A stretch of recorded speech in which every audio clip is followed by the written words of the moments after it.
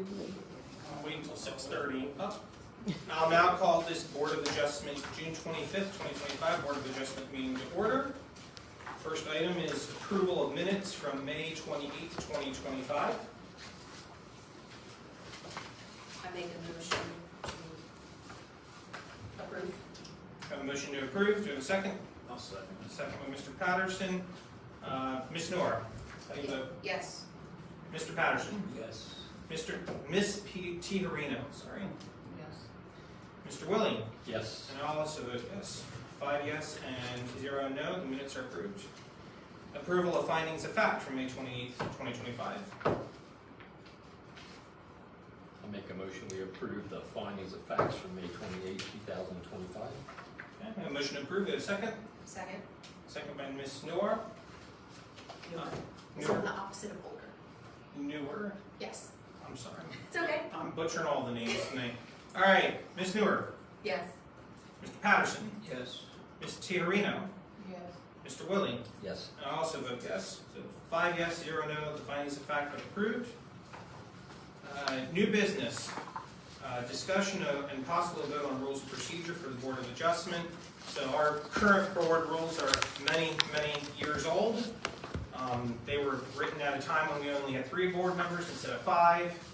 There are a number of things in those old minutes that boards of adjustment don't really do today. Things like cross-examining witnesses and redirect and all this stuff. So I wanted to update our rules, and so I put together some proposed rules for us. I mostly borrowed them from the county because the county has the rules that I'm familiar with because I used to sit on the county board. So I mostly borrowed those rules and just adjusted them for our town and put them on your packets. So any questions or discussion? I did have 2 minor adjustments. Okay. There is a capitalization error in 5.2 that I missed the first round. Secretary should be capitalized because that is how it is in the definitions, and that is the precedent that was set in the rest of the document. Okay. And my second request would be if we could do something about the formatting between Rule 18 and Rule 19, because as it stands right now, it looks like it ends at 18.2, but in fact we have one more with the signature page, so if we could maybe tighten up the formatting so it's on one page. That way the last one doesn't inadvertently get left out. I also want to thank Ms. Newer. She helped a lot with formatting this and getting all of the grammar and everything correct for me. Ms. Carolyn, can we adjust that a little bit and get that all on one page? Is that that's? I also noticed that I missed a few places where it still says chairman instead of chairperson. So to keep it consistent, I think we should make them all chairperson. There's a few things I could point out. One is that it now has an annual reorganization in the rules. Before we did not have any rule about reorganization. And it is, do you have a question? I did, because I noticed that in 3.6, I think is where you talked about the first meeting would be the annual organizational meeting. And it says the first regular meeting of March or thereafter. And I know the board meets kind of irregularly. We're not always a monthly meeting requirement for the board. I don't know if March is the good time, bad time, in between time, but I just wanted to point that out that it was March. And then the thereafter I think makes sense because you may not have a regular meeting in March or whatever month you pick. But I just wanted to point that out. Yeah, I'm not sure when the terms for each of you. That's when the term starts is in March. Okay, then that's why that would make sense. So. Yeah, terms start in March. I think that's just happened to be the month when they created the 5-member board, if I understand correctly. So that's kind of how it ended up in March. Well, it makes sense too because new council typically is sworn in at the end of January, the first meeting in February. So that gives time if there were appointments for a little lag there. And then I did have one other kind of pick at that I saw. Paragraph 3.2, it says regular meetings shall convene at 6:30 on the days when a meeting has been properly noticed or advertised.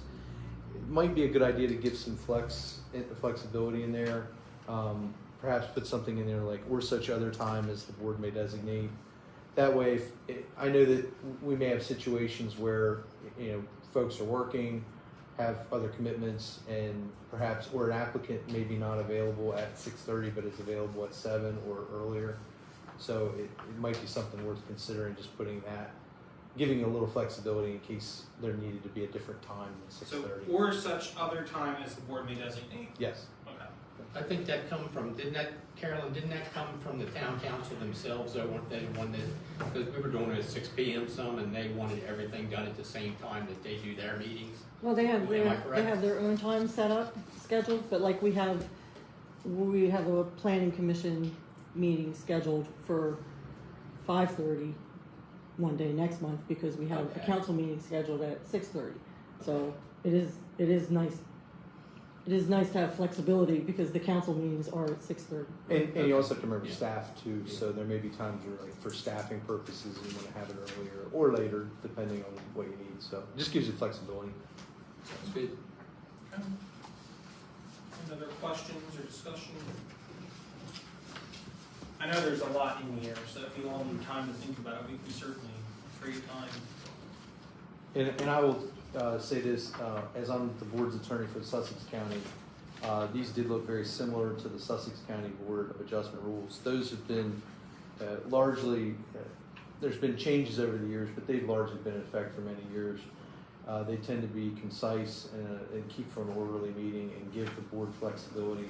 I'll note things like any oral decision that you make is not final until the written findings are approved. That's something consistent with Delaware law that is kind of set in these rules that is a helpful thing for the public and for you all. There's some things in here that I think were consistent with what we see elsewhere and seem to lead to orderly meetings and allowing for the board to make a decision. I'd like to make a motion to adopt these with the noted adjustments, including the changes to chairperson, capitalization error, the formatting, the adding of or such other time as the board may designate on section 3.2. So we have a motion to adopt these rules with all of the changes that we discussed tonight by Ms. Noor. Is there a second? I'll second it. Second by Mr. Willen. All right, we'll vote. Ms. Noor? Yes. Mr. Patterson? Yes. Ms. Tiarino? Mr. Willie? Yes. And I vote yes also, so 5 yeses, 0 no. The rules are adopted as amended. Next, we have public hearings. Mr. Sharp. Thank you, Mr. Chairman. This is the time and place for hearings before the Board of Adjustment. There are public hearings this evening to proceed in an orderly fashion and full participation by those present with an interest. Hearings will be conducted subject to certain rules. All persons in attendance should conduct themselves in an orderly fashion, take directions from the chair. Unruly or disorderly conduct will not be tolerated, may result in expulsion from the room. The town of Greenwood in zoning land use decisions does not discriminate against persons based on race, color, religion, national origin, handicap, disability, familial status, sex, creed, marital status, age, sexual orientation, gender identity, or source of income. Public comments made on the basis of bias and stereotype concerning people within these protected classes will not be taken into consideration by the board in its deliberations. Each application will be announced. The town clerk will provide a brief synopsis of the application. The board may ask clarifying questions of the town clerk regarding the basic facts, issues, and ordinance provisions. The applicant will be asked to come forward and be sworn in. The applicant will then present the case, explain the request, and present any exhibits or testimony in support of the application. The burden is on the applicant to address the statutory factors for a variance or special use exception. The board may ask questions of the applicant and any of the witnesses. The board will then invite public comments from supporters and opponents. Please identify yourselves by name and place of residence for the record. All persons must be sworn in order to speak. Please be concise with your statements and avoid being repetitive. The board may ask questions of supporters. If you have questions for others, those questions must first be directed to the board, and the board may then direct the question to the appropriate individual. The applicant will then be provided an opportunity to present rebuttal evidence or testimony. The parties will be afforded the right to present a closing argument, but the chair has the right to limit the number of closing arguments by opposition if there are multiple objectors. Once all testimony has been presented, the public hearing is closed and the case will be voted upon or tabled for consideration at a future meeting. All board matters are discussed and voted on publicly in open session. If the board renders a decision this evening, please be advised that that decision will not be final until the written findings of fact are approved by the board and filed with the board secretary. Any action taken prior to the filing of the written decision and expiration of any applicable appeal period is taken at the property owner's risk. For those here this evening, if you have a cell phone, we ask that you turn to silent service for the duration of the meeting. And please note that the chair has the right to terminate or limit testimony or questioning which is irrelevant or unduly repetitive or provocative. Thank you. Our only hearing tonight is Andrew and Lacey Ray. Is that correct? Ra. Okay, I'm learning all the new names tonight.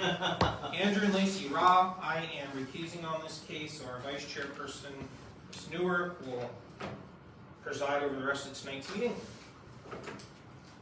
Thank you so much. Thank you.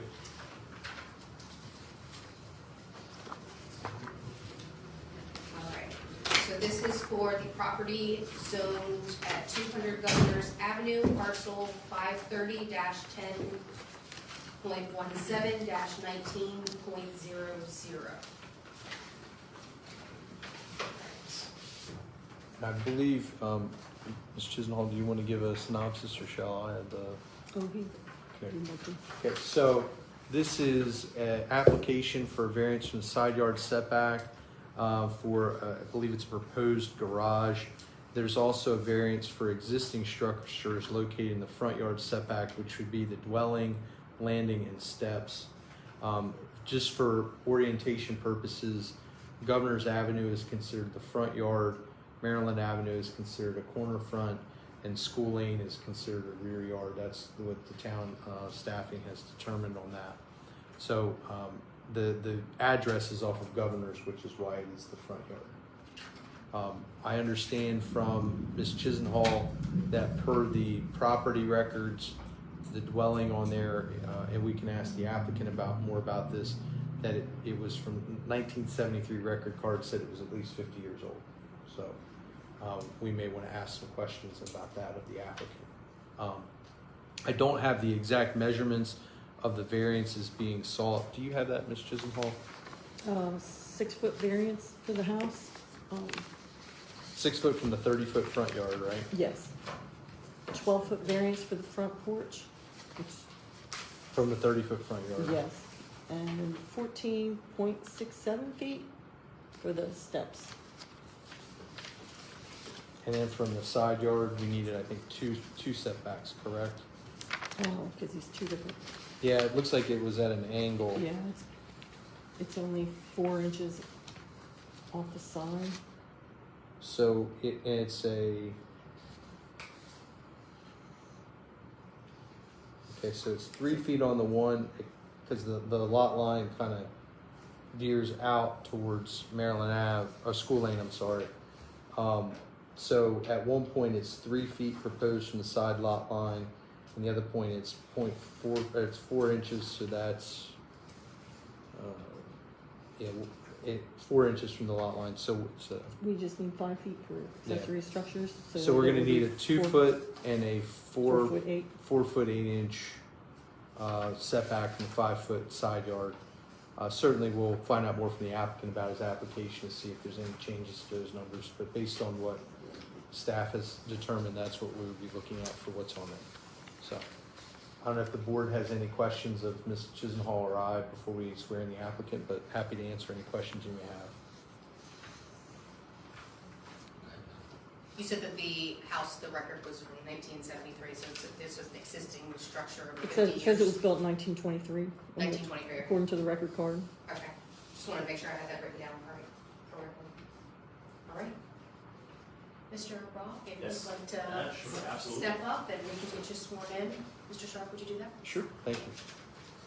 Can you state your name and address for the record, please? My name is Andrew Ra. I reside at 200 Governors Avenue in Greenwood, Delaware. And do you swear or affirm the testimony you're about to give is the truth, the whole truth, and nothing but the truth? Yes. Thank you. Well, good evening, everybody. My name is Andrew Ra. My wife Lacey and I reside at 200 Governors Avenue. We have twin 1-year-old boys, and we're expecting our daughter in August to come here, so we have our hands full.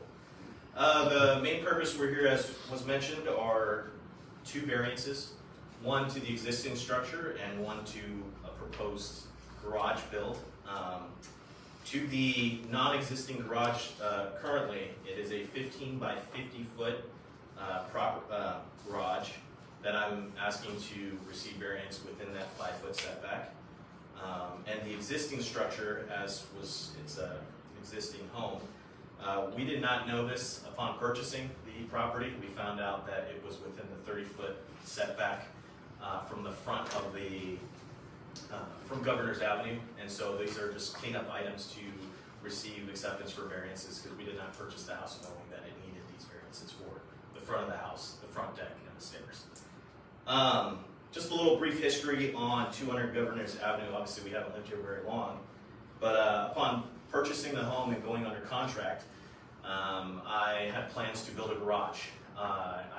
Even Zillow kind of said you could build a shop in the back. There's plenty of space. So upon looking at the property, going under contract, I made plans to build a garage. That initial garage was actually a 26 by 28 foot, so 728 square foot floor plan for a garage, with a second floor that was going to be less than 500 square feet. And it was going to be positioned in the location at the very rear of the property, in the center of the yard, with the garage door facing school lane, so cars can come, I can park cars in, and I would be exiting school lane. The second floor, the purpose of that was for an office. I am a self-employed business owner. I work from home. So I need an office to operate my business out of. So it's a business where I work from home on a computer, take phone calls. If I need to go somewhere, I commute. It's not where people come to my location. It's not a business office. It's more me working from home. So that was the sole purpose of when we purchased the house. We kind of initiated that. So back in February, when we actually received the keys, I already had made plans, talked with a local contractor here, and signed a contract in that same month just to have it all prepared, get things timely, get things rolling, and we were ready to rock and roll. And 4 months in, we were doing the building design back and forth, and upon 4 months, we were ready to submit building permits to town of Greenwood. And in that same week is when we found out that we found a hardship. There's an issue with where we're going to put the location, and that is, we were told that there is a sewage line running directly from the house through the middle of the property and connects to school lane. There's no specific location, there's no drawings of that, but we were told that it's going to go right where we plan on putting our garage. So that set me back quite a bit. We tried to find any kind of, what can we do? And so my contractor had told me that, well, we can dig it up, we can shut off the connection, trench, reroute, reconnect, and go around the entire building. And that I was quoted that would be $20,000 additional to what I had signed under contract, and that is beyond what my budget can handle. So I was unexpecting, did not know that, did not have any inkling on that of purchasing the home. My contractor was unaware of that as well too, and we found that out as we're about to submit building permits. So this caused a little bit of change in plans for me. I actually did everything I possibly could to find out about that sewage line. I contacted Sussex County Planning and Zoning, spoke to someone there. Is there any kind of plot or plan description of where that sewage line is running in the property? Is it a straight line back? I have one flush point that I can see. Is it to the left of it? Is it to the right of it? I tried to do everything I possibly could, and what I was met with was, well, that's private property. You own that. Sussex County has all the pipes and layouts for public area, but that's private, so that's your responsibility. And I was told you can dig it up and find out where it is. And then I contacted utilities as well with Sussex County and talked to sewer, and they told me the same thing. It's property owner, it's on you. So I even went further to talk to my real estate agent, and we tried to contact the previous owners who renovated the property to see if they had any inkling. Did they rework it? Is there history of them working on the sewage line? And we met a dead end, basically, nothing. So I have no documentation of where that sewage line exactly is. I'm just told, assumingly, it's running down the street straight down the rear of your property, because that's, I guess, how it used to be built, and how it used to run in a lot of properties around here. So just to reiterate the hardships that I have, this is not self-created. It's not something that I anticipated. It's nothing that I did. We were ready to kind of build the original garage, and then we came across this hardship. And with the unique property and size and shape of the property, it's rectangular in nature. So with that sewage line running down, down the center of the property, I can't move that structure to the left or right without being very close to that sewage line, not even knowing where it is. So I kind of looked at those factors.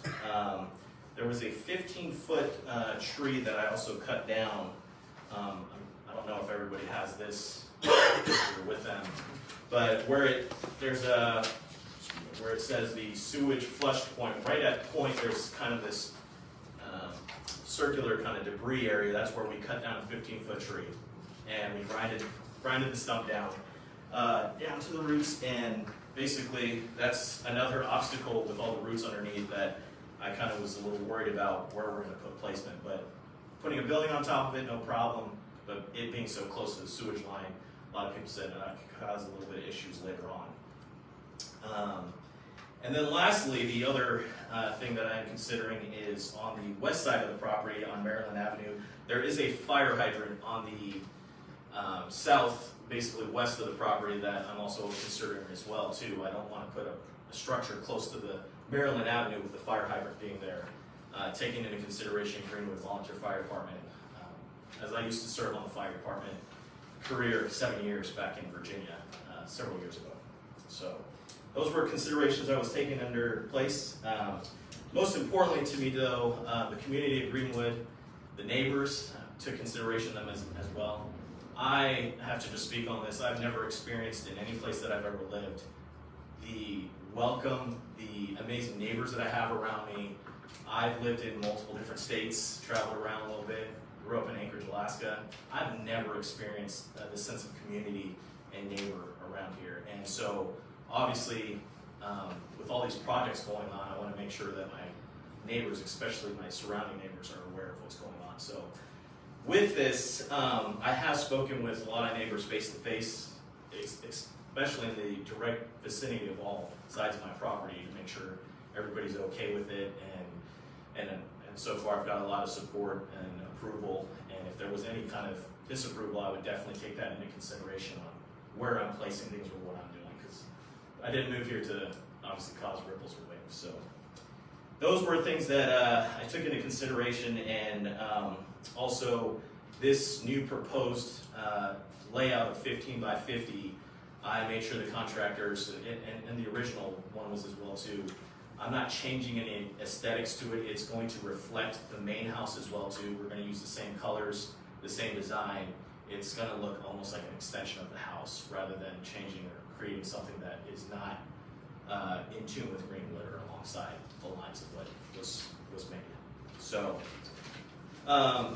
in review and in specifics, what I'm requesting is the 15 by 50 pole barn that will be on the east side of the property line that I share with the Nelson family, which I've spoken with in person. The northeast corner will be 4 inches, from the property line, and then the southeast will be 3 feet away from the property line. And the reason why I chose those specific numbers is, after doing as much as I could with the sewage line down the middle of the property, it'll give me a 15-foot buffer to the west side of that building that it will future-proof it. If I ever need to service the sewage line, not really knowing exact locations without digging it up, if I need to get heavy equipment and dig it, if it's deviated a few feet, we'll be able to get heavy equipment there. If it ever collapsed, with the age of the property or anything like that, or failed, I'd be able to service it and maintain it, and it would never affect a building that I built to where now I have to somehow break concrete or something to service this line. So those are the main reasons that I'm here requesting the variance, and then the other existing variances are just within setbacks that I had no idea upon purchasing the home, and we're here to clean that up hopefully. So that's all I have. I have some neighbors, I believe, that that I spoke with that are here in support of this build, and I just want to thank everybody for their time and happy to answer any questions for anybody here. So, Right. Does anyone have any questions for Mr. Roth? I know the sewer was there. I used to mow around it. There used to be a steel cap there right. that somebody didn't get away with it. I'm not saying he did it, but Yeah. it used to be there. It was on, Yes, sir. I'm sure Brendan probably remembers it there too. It was probably Dan. Yep, I Dan remember. probably knows as much as I do close to where it is. When I looked at it, I was trying to remember, I saw where the line was, and that was close to where it, but it was up a little further where the actual steel was. Yes, But you're pretty close to it, Yeah. from what I can remember. It's been a few years since I did anything there. And that big tree, that was a nuisance. But, yeah, you should be fine, I would think, with the house, with a garage on top of it. I don't think that's gonna. But if you wanna know where it's exactly at, there's only one person in this town can tell you. And that's Mr. Schrock, one of the Schrock boys from Schrock Plumbing. They will tell you they will come in there and probably help you for, you know what I mean? They know where things are in this town that most people don't know. And for years, they were the only ones in town used, because nobody in town knew except them. Yes, sir. Now there's a few other plumbers doing work. But at one time, they took care of pretty much all the town's stuff. I'm sure if you wanted an exact location, they would help you. I'm pretty sure. They're very nice. Yes, sir. Yeah, very nice. So. Can I ask Randy a question? When we get to the public comment, right now, the board is able to ask him a question. We'll get to you in just a moment. That was all I had. I just wanted to put that in there. That I wish I could remember for you exactly where it was, but I'm a little off now. It's been a few years. Yes, sir. And actually, we did speak with the Schrocks, and they were the ones that would be trenching and digging and rerouting. So that's what they were. If you had to do that. Yes, sir. Yes, sir. Yeah. Okay. Does anybody else have any questions? No? Mr. Sharp, did you have any I questions? do a couple. How tall is this gonna be? The garage door, right now, there's no definitive, I think it's 16 feet. Okay, so you're not doing a second floor on this one? I might put a small loft in there that won't obviously be a full second floor, but no, Okay. no, sir. It'll be maybe a loft to one side to be able to add some extra storage. Okay. And one question I had was, it doesn't run parallel to the side property line. Yes, sir. So it's very close on the one end. I mean, 4 inches is not a lot of room. Yes, sir. Is there a reason why it couldn't be shifted to run parallel to that line to get it 3 feet off all the way down? Well, looking at to keep it straight in line, if we were to draw a straight line with the sewage line, I wanted a 15 feet direct, just all around down the side, that I can measure 15 feet out from, giving a buffer from that center line that I was told that could be a sewage line. Well, I asked that because the lot itself appears to be rectangular. 64.25 feet at school lane width and the same at the Governor's Ave width. So is it your position that sewer line you don't think runs like parallel to the sideline? It's kind of at an angle? Yes, sir, because if you look at the home as well too on the plot plan, it is actually, the house is not parallel with that sideline. It's not a complete rectangular, so the garage would be basically in line with how the house is directed. So I took that into consideration with the sewage line. If that's my anchor point for the sewage, and I took into consideration the point of connection where it connects to Sussex County, the main sewage here, that it would also be parallel in line with this as well too. And this side is not parallel with the house. Okay. I did fly my drone. This is how I got this picture. Was I did fly my drone.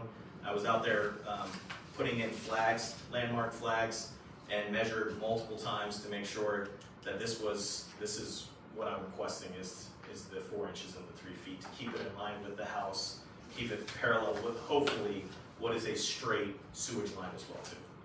And I'm gonna guess you're gonna use this for storage, is that correct? It will be to have to be able to pull in a car, a vehicle, storage, and I'm literally just gonna put a desk in there as well too. I'm not making rooms or anything like that. Okay. I'll put my desk, my computer in the back of it, and some tools to be able to do that and just work from a garage, because it's a little difficult to work at home with two twins at the age that they are and Yeah, I operate a understand that. business with them screaming and stuff, so. Okay, I have no further questions, thank you. Oh, thank you, sir. Since you do intend to be out there and be able to use it as an office, will there be any additional offsets or structures outside for AC that Oh, yes, would they- interfere with the setbacks? No, the proposed mini, I guess the mini splits that they're gonna put is on the side that will not affect the side property between the Nelsons, and it'll be basically on the north side of the property, if that makes sense. Okay, so like towards the house is where those. Correct. Okay, understood. Will that mini split be within 5 feet of the side yard setback? No, it won't need a variance of any Okay. sort. All right, thank you. All right. And just because it was brought up from the records, is that what you have as well, that the house was built in 1923? Yes, that's what I have. After digging and asking Okay. around, that's all I know. Just about wanted it. to verify Yes. since it was brought up. Yes. And do you have any additional information from the previous owner about when the porch was done, that we're cleaning up the front yards? Did they share any additional information? Do you have anything extra about when that may have been done, just for the record? No. I tried to reach out to the previous owners for different issues and regarding this as well, even paint color for the tank paint, we have not heard back. Okay, My real estate agent and I, so we have not heard back okay, from them. We tried multiple times to attempt to call them, but we have not heard from them. okay. So, That was actually, if I can speak, that was actually put on by, when Miss Nolte, well, I think it was Miss Nolte was there, which was the cousin to the two ladies that actually owned it. No, I guess that was the two cousins, the two. They actually did put it in because they hired a gentleman and he ripped them off very Well, badly. I don't know that we need to be, Okay. you're not a witness here, Mr. Willis, so. Okay, just facts that I knew. All right. I think that's it for us with you right now, and if we have anybody here in support that would like to stand and be sworn in, we will take those now. all right, thank you for your time. Thank you so I much. appreciate it. Good evening. Good evening, Mr. Nelson. My name is Dan Nelson. I live at 202 Governors Avenue, Greenwood, Delaware. How's the Board of Adjustments this evening? And do you swear or affirm the testimony you're about to give is the truth, the whole truth, and nothing but the truth? I swear. Thank you. Thank you. You're welcome. Obviously, I've had conversations with Mr. Raw about the hardship that he is going through. Because we ourselves, Jen and I, my wife, she couldn't be here, she's in a meeting right now. But the sewer line, ours, it kind of cuts somewhat in the middle of the yard, but if you wonder why we have two buildings, it's why we have two buildings. Because we face this same thing when our newer building that you'll see my 14-year-old out painting in the hot weather, because he deserves it. We've all been there. People are like, why do you have that building in that spot? It's like, the way our sewer line runs, it's not directly down straight. It's straight, but not straight off the house.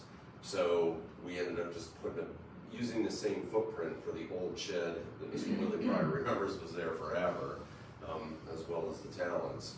So as he was discussing this with us, he wasn't sure what to do, and then he approached Jen and I and was like, hey, if I encroach the setback, what do you think? And what are you doing? And he told us, we don't care. So with that, I would like to read a letter that we're also willing to submit to the Board of Adjustments. It's dated June 23rd, 2025, and it is to the members of the Board of Adjustments. We are writing, meaning Jen Nelson and Dan Nelson, to support the request of Andrew and Lacey Raw for a variance pertaining to side yard setback located at 200 Governors Avenue, parcel number 530.10.17.19.00. Our residence at 202 Governors Avenue is located next door on the side of the property adjacent to the proposed side yard variance. We have no objection to their plan to site an accessory building along the line that divides our two properties. We have an accessory building near the same line and consider the setback space between the building and the lot line to be sufficient for maintenance.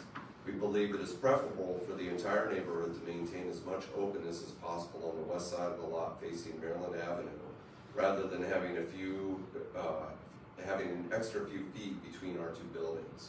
We appreciate the improvements that the Raws are making to their property and the board's consideration to their application. Sincerely, Jen Nelson and Dan Nelson. Would you like a copy? I would love a copy, thank you very much. No problem. The other is, this is our neighbors, the Workmans, Justin and Lisa, are at 204 School Lane. They could not be here tonight. One of their children has a ball game. So, in this, so they had come and said, can you please read and provide our letter? So their letter states, it's dated June 25th, 2025. Dear members of the Board of Adjustment, I am writing to support Andrew and Lacey Raw's application for a variance for a pole barn on their property at 200 Governors Avenue. My husband and I live at 204 School Lane and support the placement of the proposed pole barn in the side yard setback. We also support the variance for the front steps, considering those were there before they purchased the house and should have been handled when the seller was given their final certificate of occupancy at the conclusion of construction. This should be considered grandfathered in our opinion. Thank you for your time. Lisa and Justice Workman. Thank you. Appreciate it. Yeah, no problem. Are there any questions for me? I do see on here that there's a little fence encroachment in between the properties. Is that your fence or the fence on, that's yours? Okay, Yes. I'm sorry, I forgot about that one. Okay. Can I respond? Oh, of course. It's been removed. Oh, this has been removed. Correct. Okay. That was the existing fence on purchase. We purchased a house there. It was a chain link fence that was running down, and once we got the survey on the property, there was some encroachment found on the Nelson's property. That's all been dug up and taken care of. Okay. And we knew about that encroachment when we bought our house back in June of 2004. Okay. That was revealed to us, and it was like, okay, there's nothing we could do. So, Do you have any plans for a fence that this would cause an issue in your foreseeable future? no, not at all. Okay. Not at all. Does the board have any other questions for Mr. Nelson?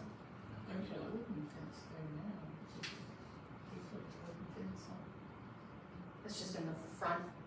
In the front and a little bit towards the side where, yeah, Okay. and on the other side of Maryland. Mr. Sharp, do you have any questions? I have no questions, thank you. Okay. Thank you very much, Mr. Nelson. Thank you. Do we have any They others? said it all, I don't need to say a word.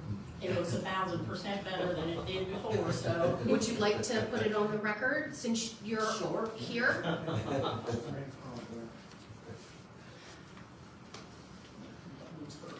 Sorry.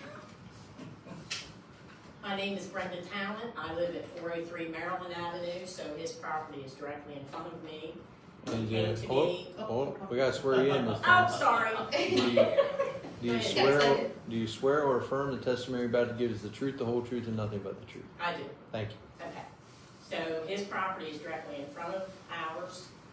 He came to me and asked about the fence and about the garage he wants to put up. And my comment to him was, that place looks 1,000% better. I was back there in 1980 and it was a wreck then, and it got worse because there was nobody in it. So what he's done to it is definitely an improvement, and I would like to see him be able to keep on improving. It won't hurt a thing. Thank you so much, Ms. Brenda. Yes, ma'am. Do we have anybody else that wanted to speak in support? Did we have anybody who wanted to speak in opposition? No? Okay. I would like to open it up for the board to have a discussion as to reports. Kelly. Have you got citizens concerned? No, we have not.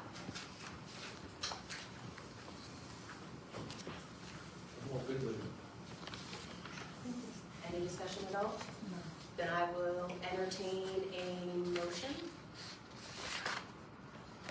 I make the motion that we go ahead and accept Mr. Raw, what he's asking for the variances.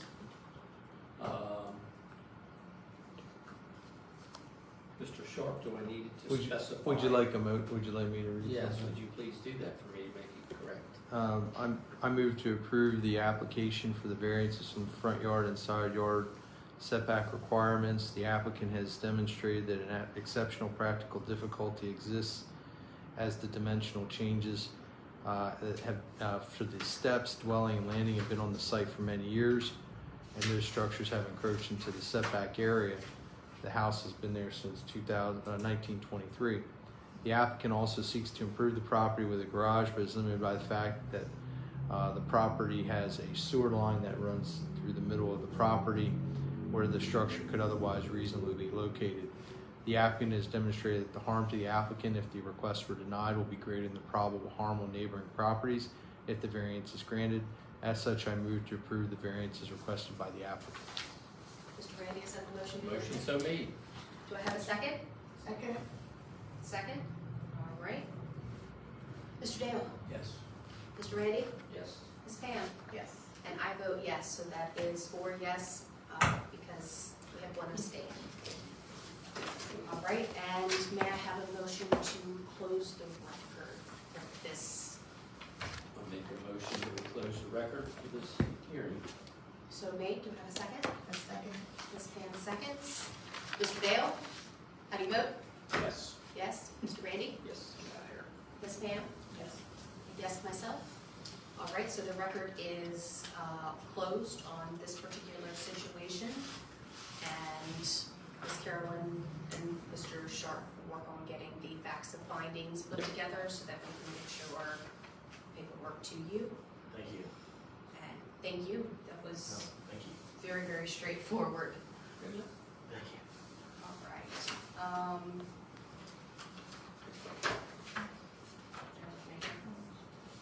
Make sure that I'm following our new rules. You're with me.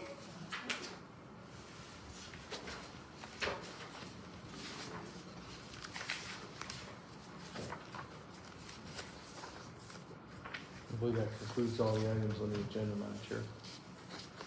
Yes, it is. Okay. So if that was all the items, I will entertain a motion to adjourn. I'll make a motion to adjourn. Mr. Dale, second. Ms. Pam? Mr. Dale, how do you vote? Yes. Mr. Randy? Yes. Ms. Pam? Yes. And myself as well, so we are adjourning at 7:12 PM. I thank you guys so very much. Thank you. Ms. Brenda? Didn't there used to be drawings here for the sewer lines back in the day when they Back in were, the day, there there were, was drawings showing where all the lines were? yeah, there was. I don't know where they're at, or if Miss Carolyn knows or not. I don't know if Roger has them somewhere. Thank you, guys. Ms. Pam, Thank you, seriously. for the record. Yes, please.